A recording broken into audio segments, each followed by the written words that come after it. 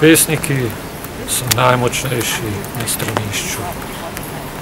Tudi ko serjejo, jih ne zapusti tisti občutek, da so nekaj posebnega. Tudi ko serjejo, so prepričani, da iz njih prihaja nekaj veličastnega, enkratnega in nepozabnega.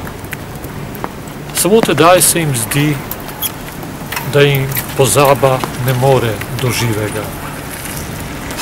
Ko tako pritiskajo navzdol,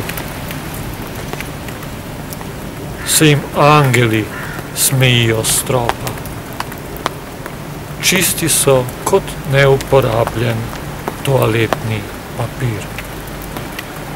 Nevednost jim je tako ljuba, tako dobrodošla v tistih trenutkih absolutne slave, ko nihče v bližini ni varen pred vznesenostjo rodovitnega pesnika, tega junaka domačnosti in sprostitve. Kolikokrat se bo moral ponoviti trenutek, ki ga sleherni otrok odnese v grob? Kolikokrat bo moral zatreti najbolj čiste fantazije, da bo lahko naposled zavladal lastni školjki?